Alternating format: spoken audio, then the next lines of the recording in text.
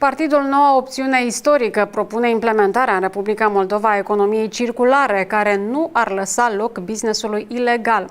În același timp, formațiunea vrea aderarea țării la platforma globală inovativă, care ar dezvolta ramurile economiei și sociale ale țării.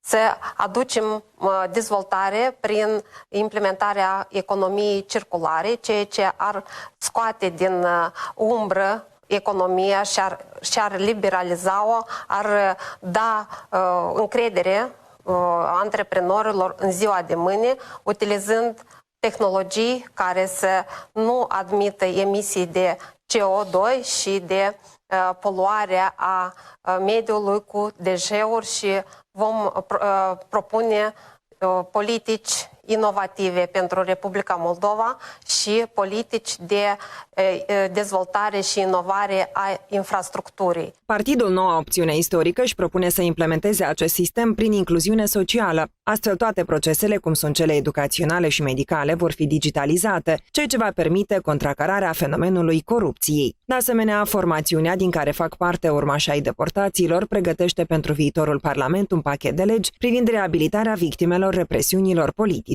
Ca partid politic urmează să propunem pachete de legi care să faciliteze redobândirea proprietăților, retrocedarea proprietăților și reabilitarea victimelor. Partidul Noua Opțiune Politică este cu numărul 21 în buletinul de vot pentru alegerile parlamentare anticipate din 11 iulie curent.